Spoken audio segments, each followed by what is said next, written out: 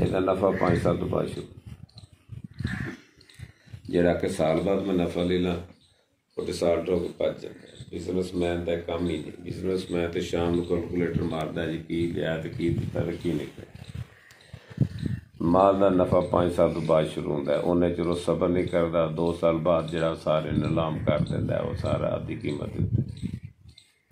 ਵਜ੍ਹਾ ਇਹ ਉਹਦਾ ਮਾਈਂਡ ਜਿਹੜਾ ਬਿਜ਼ਨਸਮੈਨ ਵਾਲਾ ਹੁੰਦਾ, ਕੰਮ ਉਹਦਾ ਸ਼ਿਕਾਰਾ ਹੁੰਦਾ। ਔਰ ਅਕਸਰ ਬਿਜ਼ਨਸਮੈਨ ਜਿਹੜੇ ਨੇ ਉਹ ਪੈਸੇ ਲਾ ਦਿੰਦੇ ਇਨਵੈਸਟ। ਮੇਰੇ ਵਰਗਾ ਨਾਲ ਗਿਆ ਉਹਨੇ ਕਿ 24 ਲਾਤਾ ਜੀ। ਉਹਨੇ ਸਾਲ ਬਾਅਦ ਪੁੱਛਿਆ ਕੀ ਉਹਨੇ ਆਖਿਆ ਕੁਛ ਨਹੀਂ। ਇਹਨਾਂ ਕਿ 10 ਸਾਲ ਉਹਨੇ ਕੱਢਿਆ, 2 ਸਾਲ ਬਾਅਦ ਕਹਿੰਦਾ ਨਿਲਾਮ ਕਰੋ ਬੈਂਕ ਕੇ। ਇਹਦਾ ਨਫਾ 5 ਸਾਲ ਬਾਅਦ ਸ਼ੁਰੂ ਹੁੰਦਾ। ਇਹ ਕਹਿੰਦੇ ਤੁਸੀਂ ਆਉਂਦੇ ਸਾਨੂੰ ਡਰਾ ਛੜਿਆ ਤੇ ਉਹ ਸਾਨੂੰ ਪਤਾ ਨਹੀਂ ਇਸ ਗੱਲ ਦਾ ਤਾਂ ਨਹੀਂ ਇਸ ਤਾਂ ਹੀ ਡਰੇ। ਇੱਕ 5 ਸਾਲ ਸਬਰ ਨਹੀਂ ਕਰਦਾ। 5 ਸਾਲ ਬਾਕੀ ਹੈ ਅਗਰ ਬਰੀਡ ਬਣਾਏਗੀ ਤਾਂ ਉਹ ਤੁਸੀਂ ਇੱਕ ਗੱਲ ਕਰਦੇ ਹੁੰਦੇ 3 ਸਾਲ ਦੀ ਕਿਵੇਂ? ਪਹਿਲਾ ਸਾਲ ਕਿਵੇਂ? ਜਿਹੜਾ ਬੱਕਰੀ ਚੱਟੀ ਨਹੀਂ ਫਿਰ ਅੱਡੀ ਫਿਰ ਵੱਟੀ ਨਹੀਂ ਇਹ ਕਰਦੇ ਉਹ ਗੱਲ ਇਹ ਆਪਾਂ ਨਹੀਂ ਕਹਿੰਦੇ ਕਿ ਦਰਿਆ ਦੀ ਅੱਗ ਆ ਦੀ ਉਹ ਪੁੱਛਦੇ ਆ। ਨਹੀਂ ਨਫਾ ਹੀ 5 ਸਾਲ ਬਾਅਦ ਸ਼ੁਰੂ ਹੁੰਦਾ। ਤੀਸਰਾ ਸਾਲ ਵੀ ਮੈਂ ਨਹੀਂ ਮੰਨਦਾ। ਤੀਸਰੇ ਸਾਲ ਵੀ ਨਹੀਂ ਹੁੰਦਾ। 5 ਸਾਲ ਬਾਅਦ ਸ਼ੁਰੂ ਹੁੰਦਾ। ਜੇ ਉਹਨੂੰ ਕੰਟੀਨਿਊ ਹੋਵੇ ਫਿਰ ਤੁਹਾਡੀਆਂ ਨਸਲਾਂ ਨੂੰ ਨਹੀਂ ਭੁੱਖਿਆ ਮਰਨ ਦਿੰਦਾ।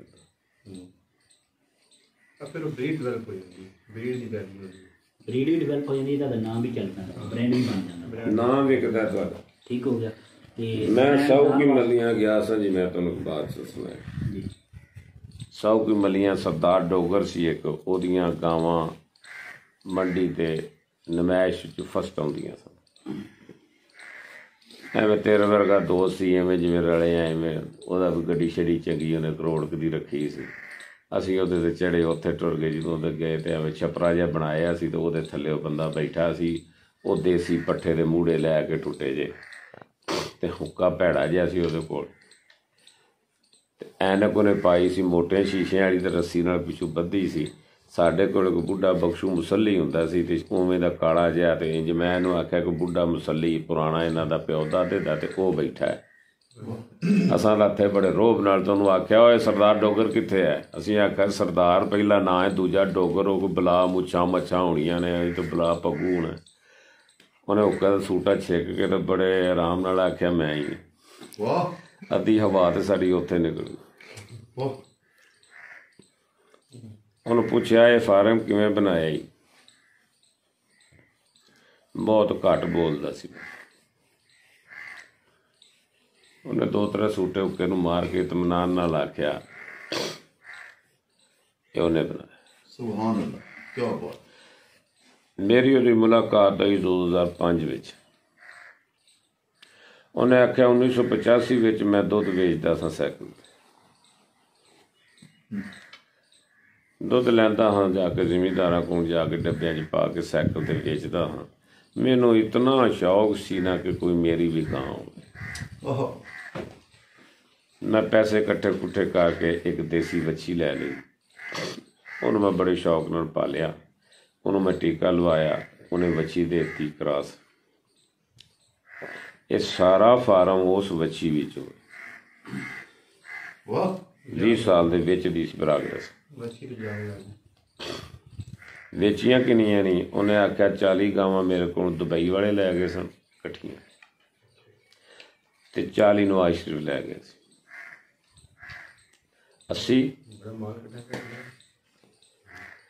80 ਗਾਵਾਂ ਸੀ।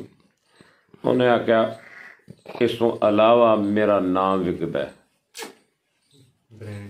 ਮੇਰਾ ਬ੍ਰਾਂਡ, ਮੇਰਾ ਨਾਮ, ਮੇਰਾ ਮੰਡੀ 'ਤੇ ਗਾਵਾਂ ਫਸਟ ਆਉਂਦੀਆਂ ਨੇ, ਮੇਰਾ ਨਾਮ ਬਣ ਗਿਆ। ਲੋਕ ਆਉਂਦੇ ਨੇ, ਮੈਂ ਜਿੰਨੇ ਪੈਸੇ ਮੂੰਹ ਮੰਗਣਾ ਉਹਨੇ ਡਬਲ ਕੀਮਤ ਮੇਰੀ ਗਾਂ ਵਿਕਦੀ। ਉਹ ਵੀ ਮੈਂ ਵੇਚਦਾ ਰਹਿਣਾ ਵਿੱਚ। ਅਤੇ ਫਾਰਮ 'ਤੇ ਕੋਈ ਪੈਸਾ ਨਹੀਂ ਸੀ। ਬਾਂਸ ਰੱਖ ਕੇ ਤਪਣਾ ਪਾਈਆਂ ਸੀ ਅਤੇ ਕੱਚਾ ਸੀ ਖੂਹ ਜਿਹਦੇ ਸ਼ੀਰਾ ਸੱਟਿਆ ਸੀ। ਉਹਨੇ ਖੱਡਾ ਮਾਰ ਕੇ ਜ਼ਮੀਨ 'ਚ ਉਹਦੇ ਵਿੱਚ ਸ਼ੀਰਾ ਸੱਟਿਆ ਅਤੇ ਇੰਜੇ ਭਾਣਾ ਜਿਹਾ ਬਣਿਆ ਸੀ। ਕੋਈ ਫਾਰਮ ਨਹੀਂ ਸੀ। ਭਾਣਾ ਕਿਸ ਚੀਜ਼ ਨੂੰ ਕਹਿੰਦੇ? ਭਾਣਾ ਐਵੇਂ ਡੰਡੇ ਪਾ ਕੇ ਤੇ ਉੱਤੇ ਛਪਰਾ ਜਿਹਾ ਪਾਇਆ। ਚੱਪੜੀ ਵਾਸਨਾ ਦਾ ਕੰਮ, ਖਾਨਾ ਬਦੋਸ਼ ਦਾ ਕੰਮ। ਫਿਰ ਉਹਨੇ ਆਖਿਆ ਮੇਰੀਆਂ ਗਾਵਾਂ 85% ਵੱਛੀਆਂ ਦਿੰਦੀਆਂ ਨੇ, ਇਹ ਤਾਂ ਮੈਂ ਨਹੀਂ ਨਾ ਬਣਾਉਂਦਾ। ਉਹ ਬਣਾ ਇਹ ਤੇ ਉਹ ਹੀ ਬਣਾਉਂਦਾ ਨਾ। ਫੇਰ ਹੀ ਇੰਨੀਆਂ ਗਾਵਾਂ ਹੋਈਆਂ ਨੇ। ਤੇ ਫਿਰ ਉਹਨੇ ਆਖਿਆ ਮੈਂ ਕਿਵੇਂ ਦੱਸਾਂ, ਮੈਂ ਕੁਝ ਵੀ ਨਹੀਂ ਕੀਤਾ, ਮੈਂ ਤਾਂ ਸਾਈਕਲ ਤੇ ਦੁੱਧ ਹੀ ਆ, ਦੁੱਧ ਵੇਚਣ ਵਾਲਾ, ਬਾਕੀ ਸਾਰਾ ਕੰਮ ਉਹਦਾ ਹੈ। ਅੱਗੋਂ ਨੇ ਇੱਕ ਬੜੀ ਪਤੇ ਦੀ ਗੱਲ ਕੀਤੀ। ਉਹਨੇ ਆਖਿਆ ਮੇਰਾ ਬੇਟਾ ਕੋਈ ਨਹੀਂ, ਮੈਂ ਭਤੀਜਾ ਮੇਰਾ ਜਿਹੜਾ ਮੈਂ ਸਿਸਟਮ। ਹੁਣ ਮੇਰਾ ਫਾਰਮ ਪਿੱਛੇ ਜਾ ਰਿਹਾ। ਕਿਉਂ? ਉਹਨਾਂ ਆਖਿਆ ਮੇਰਾ ਭਤੀਜਾ ਬਾਹਰੋਂ ਗਾਵਾਂ ਲੈਂਦਾ, ਫਾਰਮ 'ਚ ਖਿਲਾਰ ਕੇ ਆਪਣੇ ਨਾਂ ਦੀਆਂ ਕਰਕੇ ਗਾਵਾਂ ਸੇਲ ਕਰਦਾ। ਉਹਨਾਂ ਗਾਵਾਂ 'ਚੋਂ ਕੁਆਲਿਟੀ ਨਹੀਂ ਹੁੰਦੀ ਜੋ ਮੇਰੀਆਂ ਗਾਵਾਂ 'ਚ ਹੁੰਦੀ। ਹੁਣ ਉਹਨੇ ਬੇਈਮਾਨੀ ਸ਼ੁਰੂ ਕਰ ਦਿੱਤੀ ਹੈ। ਹੁਣ ਉਹ ਬਰਕਤ ਵੀ ਘਟ ਗਈ ਹੈ। ਹੁਣ ਮੇਰਾ ਫਾਰਮ ਥੱਲੇ ਪਿੱਛੇ ਜਾਣ ਲੱਗ ਗਿਆ।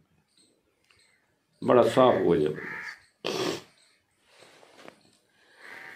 ਤੇ 20 ਸਾਲਾਂ ਦੇ ਵਿੱਚ ਇੱਕ ਵੱਛੀ ਲੈ ਕੇ ਤੇ ਉਸ ਬੰਦੇ ਨੇ ਪਾਕਿਸਤਾਨ ਲੈਵਲ ਤੇ ਨਾਂ ਪੈਦਾ ਕਰ ਦਿੱਤਾ ਸੀ। ਅੱਛਾ, ਕੋਈ ਵੱਛੀ ਉਹਨੇ ਪਹਿਲੇ ਲਈ ਸੀ, ਉਹਦੇ ਬਾਅਦ ਉਹਨੇ ਪਹਿਲਾਂ ਜਾਨਵਰ ਵੇਚਿਆ ਸੀ ਉਸ ਵੱਛੀ ਦਾ। ਉਹ ਤਕਰੀਬਨ ਕਿੰਨੇ ਸਾਲ ਬਾਅਦ ਉਹਨੇ ਵੇਚਿਆ? ਲੇਕਿਨ ਮੈਂ ਇਹ ਨਹੀਂ ਉਹਦੇ ਕੋਲ ਪੁੱਛਿਆ, ਮੈਂ ਤਾਂ ਵੇਚੀਆਂ ਕਿੰਨੀਆਂ ਨਹੀਂ। 10 ਸਾਲ ਬਾਅਦ ਵੇਚਿਆ। ਬਹਰਹਾਲ ਉਹਨੇ ਮੈਨੂੰ ਦੱਸਿਆ ਜਿਹੜੀ 40-80 ਗਾਂ ਜਿਹੜੀ ਉਹਨੇ ਵਿੱਚੋਂ ਵੇਚੀ ਹੈ, ਉਹਦੇ ਵਿੱਚੋਂ ਤਿਆਰ ਕਰਕੇ ਵੇਚੀ ਉਸ ਬੱਚੇ ਚੋਂ ਇੱਕੋ ਗਰੀਬ ਤੇ ਉਹ ਮੁਰਗਾ ਨਾ ਜੀ ਠੀਕ ਹੋ ਗਿਆ। ਉਹ ਕਹਿੰਦਾ 85% ਮੇਰੇ ਕੋਲ ਜਿਹੜੀਆਂ ਨਾ ਬੱਚੀਆਂ ਦਿੰਦੀਆਂ। 10 ਸਾਲ ਦੇ ਵਿੱਚ ਗਾਂ ਨੇ 10 ਬੱਚੇ ਦਿੱਤੇ। 85% ਦਾ ਮਤਲਬ ਆ ਕਿ 8.5 ਬੱਚੀਆਂ। ਤੁਸੀਂ ਅਗਰ 8 ਬੱਚੀਆਂ ਵੀ ਲਗਾਉਂਦੇ ਹਨ, 2 ਸਿਰਫ ਬੱਚੇ, ਠੀਕ ਹੋ। ਉਹ 8 ਬੱਚੀਆਂ ਨੇ ਗਾਂ ਇੱਕ 9ਵੀਂ ਉਹਨਾਂ ਦੀ ਮਾਂ ਹੋ ਗਈ। ਜਿਹੜੇ 9 ਨੇ ਆਉਂਦੇ ਸਾਲ ਪੈਣਾ ਵਾ, ਚੱਲਣਾ ਵਾ ਬੱਚਿਆਂ ਦੇ ਵਿੱਚ ਪੈ ਕੇ, ਉਹਨਾਂ ਦਾ 85% ਕਿੱਥੇ ਜਾ ਕੇ ਬਣਨਾ? ਨਹੀਂ ਮੈਂ ਉਹ ਤੇ ਚਲੋ ਸਰਦਾਰ ਠੀਕ ਹੋ ਗਿਆ। ਜਿਹੜਾ ਪਹਿਲਾ ਪੁਆਇੰਟ ਹੈ ਨਾ ਫਿੰਗਰ ਆ, ਉਹਦੇ ਵਿੱਚ ਜਿੰਨੇ ਹੀ ਤੁਸੀਂ ਲੇਟ ਕਰ ਜਾਓਗੇ ਜਾਨਵਰ ਦੀ ਸੇਲ ਨੂੰ, ਮਾਦਾ ਜਾਨਵਰ ਦੀ ਸੇਲ ਨੂੰ, ਉਨੀ ਹੀ ਤੁਹਾਡੀ ਭਰਪੂਰ ਕਾਮਯਾਬੀ ਆ।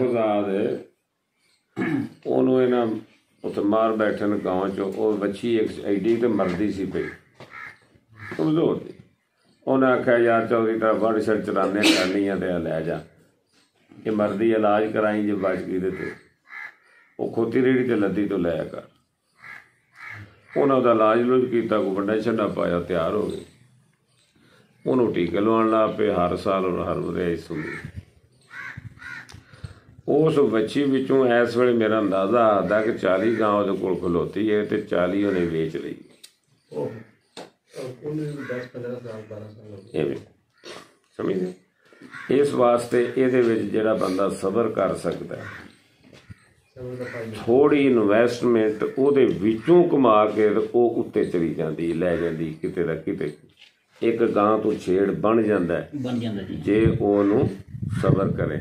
ਤੇ ਜੇ ਉਹ ਵੱਛੀ ਤਾਜ਼ਾ ਫਲ ਉਹਦੇ ਦਾਣੇ ਮੁੱਕੇ ਹੋਣ ਤਾਂ ਉਹਨੇ ਵੇਚ ਦੇਣਾ। ਉਸ ਬੰਦੇ ਤਰ੍ਹਾਂ ਉਹਨੇ ਆਖਿਆ ਜੀ ਫਸਲ ਕੱਚੀ ਵੇਚ ਦੇਣਾ, ਜਦੋਂ ਉਹਨੇ ਪੈਸੇ ਦੇਣੇ ਨੇ ਉੱਥੇ ਤੱਕ ਮੈਂ ਪੜਦਾ ਨਹੀਂ, ਮੈਂ ਭੁੱਖਾ ਹੋ ਜਾਣਾ, ਮੇਰੇ ਦਾਣੇ ਮੁੱਕ ਜਾਣੇ। ਫਾਰਮ ਜਿਹਨੇ ਵੀ ਡੰਗਰਾਂ ਦਾ ਬਣਾਉਣਾ 5 ਸਾਲ ਬਾਅਦ ਫਿਰ ਸੋਚੇ ਹੁਣ ਮੇਰਾ ਨਫਾ ਕੀ ਸ਼ੁਰੂ, ਉਸ ਵੇਲੇ ਸ਼ੁਰੂ ਹੋਏਗਾ, ਫਿਰ ਲਾਮਹਦੂਦ ਵੱਧਦਾ ਜਾਏਗਾ। ਫਿਰ ਉਹ ਬੰਦਾ ਜਿਹੜਾ ਹੈ, ਜਿਸ ਟਾਈਮ ਤੁਹਾਡੇ ਕੋਲ 300 ਬੱਕਰੀ ਹੋ ਜਾਂਦੀ ਹੈ, ਆਪਣੇ ਘਰ ਦੀ ਤੁਹਾਡੀ 300 ਬੱਕਰੀ ਹੈ, ਉਸ ਦਿਨ ਡੇਲੀ ਇੱਕ ਬੱਕਰੀ ਤੁਸੀਂ ਵੇਚਣੀ ਸ਼ੁਰੂ ਕਰ ਦਿਓ। ਨਹੀਂ ਮੁੱਕਦੀ। ਡੇਲੀ ਇੱਕ ਬੱਕਰੀ ਤੁਸੀਂ ਵੇਚਣੀ ਸ਼ੁਰੂ ਕਰ ਦਿਓ।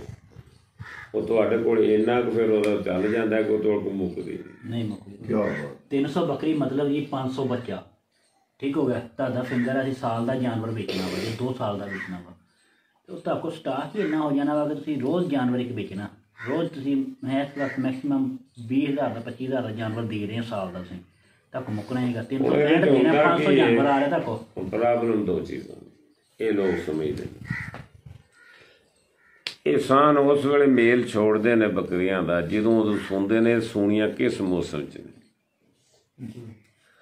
ਇੱਕ ਮੌਸਮ ਹੈ ਸਾਲ ਦਾ ਜਿਹਦੇ 'ਤੇ ਫਲ ਬਚਦੇ ਨੇ, ਦੂਜੇ ਮੌਸਮਾਂ ਦੇ ਫਲ ਬਚਦੇ ਨਹੀਂ ਬਚਦੇ। ਸਰਦੀ 'ਚ ਮਰ ਜਾਂਦੇ ਨੇ, ਸ਼ਦੀਦ ਗਰਮੀ 'ਚ ਵੀ ਮਰ ਜਾਂਦੇ। ਮੌਸਮ ਕਿਹੜਾ ਜਿਹਦੇ 'ਚ ਫਲ ਬਚਦੇ? ਕਿਹੜੇ ਫਲ ਬਚਾਉਂਦੇ ਨੇ? ਚੇਤਰ ਯਾਨੀ ਕਿ ਫਰਵਰੀ ਮਾਰਚ ਜਾਂ ਇਹ ਮੌਸਮ ਹੈ ਹੁਣ ਜਾਂ 31, ਇਹ ਦੋ ਮੌਸਮ। ਇਸ ਮੌਸਮ ਦਾ ਜਿਹੜਾ ਫਲ ਆ ਉਹ ਵੀ ਹੁੰਦਾ ਨੇ ਜਿੰਨਾ ਚੇਤਰ ਵਿਸਾਖ ਦਾ ਵਾ, ਕਿਉਂ ਉਸਲੇ ਹਰ ਸ਼ਾਇਦ ਫੁੱਲਦੀਆਂ ਆਉਂਦੀਆਂ, ਬਾਰਿਸ਼ਾਂ ਆਈਆਂ ਹੁੰਦੀਆਂ ਤੇ ਹਾਂ ਬੱਚਿਆਂ ਨੂੰ ਦੁੱਧ ਬਹੁਤ ਤਾਕਤਵਰ ਮਿਲਦਾ। ਅਫਸਰ ਲੈ ਵੀ ਨਹੀਂ ਬਚਦਾ।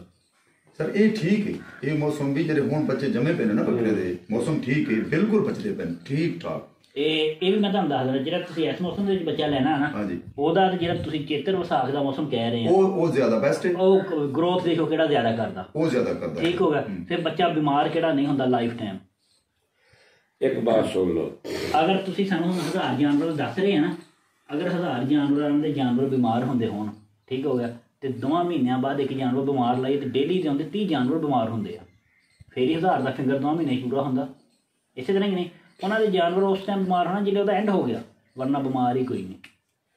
ਇਹੀ ਇੱਕ ਚੀਜ਼ ਅਸੀਂ ਜਿਹੜੀ ਅੱਜ ਦੇਖਣ ਚਾਹੁੰਦੇ ਹਾਂ। ਬੱਕਰੀ ਜਿਹੜੀ ਇਹ ਭੇਡ ਬੱਕਰੀ ਇਹਦੇ ਤੇ ਬਿਮਾਰੀ ਸਿਆਲ 'ਚ ਜ਼ਿਆਦਾ ਹਮਲਾ ਕਰਦੀ ਜੀ, ਬਿਮਾਰੀ ਕਦੀ ਭੁੱਖ ਜੀ, ਸਮਝ ਨਹੀਂ, ਜ਼ਿਆਦਾ ਹਮਲਾ ਕਰਦੀ ਇਹਦੇ 'ਚ। ਕੋਈ ਬੱਕਰੀ ਸਰਦੀ ਦੀ ਬੜੀ ਭੈੜੀ, ਇਨਵਾਇਰਨਮੈਂਟ ਨਾ ਹੋਵੇ ਤੇ ਭੁੱਖ ਹੋਵੇ, ਉਹ ਸਭ ਤੋਂ ਵੱਡੀ ਮੇਨ ਚੀਜ਼ ਤੁਸੀਂ ਮੈਂ ਨਾ ਵੀ ਇਹ ਉਹੋ ਹੀ ਗੱਲ, ਰਹਿਤ ਮਲੂਕ ਹੈ, ਜ਼ਾਤ ਮਲੂਕ ਹੈ। ਤੁਸੀਂ ਤੁਹਾਨੂੰ ਵਿਖਾਉਂਦੇ ਚੱਲ ਕੇ ਡੈਜ਼ਰਟ, ਤੁਸੀਂ ਬੱਕਰੀਆਂ ਵੇਖੋ ਕਿਹੜੇ ਸ਼ੈੱਡ ਨੇ ਜਿਨ੍ਹਾਂ ਦੇ ਵਿੱਚ ਹੁੰਦੀਆਂ।